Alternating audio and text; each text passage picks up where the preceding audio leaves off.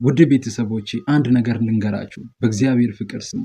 በአንድ ወቅት አንድ ትልቅ ባለሀብት ሰውዬ መኪናውን እየነዳ በአንድ ሰፈር በኩል እያለፈ ወደ አንድ ቤት ይመለከታል። በመስኮት አጠገብ አንድ ሰውዬ ተቀምጦ ወደ ውጪ እየተመለከተ ይሄኛው ባለሀብት ያየውና እንደዚህ ይላል፣ እግዚአብሔር ሆይ እንደዚህ ሰውዬ ስራ ፈትና እንደዚህ ሰውዬ አይነት ህይወት ስላልሰጠኸኝ እጅግ አድርጌ አመሰግንሃለሁ ብሎ መኪናውን እየነዳ አልፎ ይሄዳል። ይሄኛውን ቤት ውስጥ የተቀመጠው ሰውዬ በመስኮት በኩል ወደ ውጭ አሻግሮ ሲመለከት አንድ የጎዳና ተዳዳሪ ሽማግሌ ሰውዬ በጎዳና ተዳዳሪነት ውስጥ ተቀምጦ ሲያየው እንደዚህ ይላል፣ እግዚአብሔር ሆይ እንደዚህ አይነት ህይወት ስላልሰጠኸኝ ቤት ስላልነሳኸኝ እግዚአብሔር ሆይ አመሰግንሃለሁ ይላል። ይሄኛም ጎዳና ተዳዳሪ ሰውዬ ወደ መንገድ ሲመለከት አንድ እብድ በመንገድ ላይ እየጮኸና እየተንፈራገጠ በመንገድ ላይ እንደ እብድ እያደረገው ሲመለከት ይሄኛው ሰውዬም የጎዳና ተዳዳሪው እንደዚህ ይላል፣ እግዚአብሔር ሆይ እንደዚህ ህይወት ስላልሰጠኸኝ እንደዚህ አይነት አመሰግናለሁ ብሎ እግዚአብሔርን ያመሰግናል።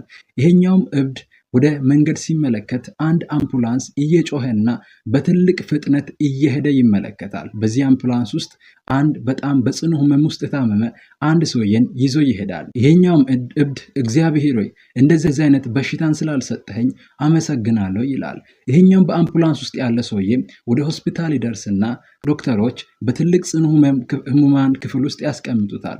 ይሄኛውም ሰውዬ ወደ ጎኑ ሲመለከት አስክሬን ወይም ሬሳ ተጋድሞ ያያል።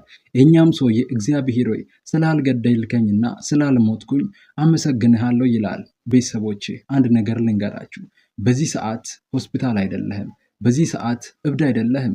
በዚህ ሰዓት በቤት ውስጥ ነህ። በዚህ ሰዓት እስር ቤት አይደለህም። ስለዚህ እግዚአብሔርን የማያመሰግነው ሬሳና አስክሬን ብቻ ነው። እግዚአብሔርን በማመስገን ቀናችሁን ጀምሩ።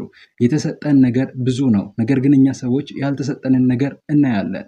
የተሰጠንን ብናቅ የጎደለን ነገር የለም። እስኪ በኮመንት ላይ ግቡና እግዚአብሔር ተመስገን በሉ። እስኪ አንድ ደቂቃ ወስዳችሁ እግዚአብሔር ባደረገላችሁ ነገር ላይ ተመስርታችሁ እግዚአብሔርን አመስግኑ። እግዚአብሔር ይመስገን።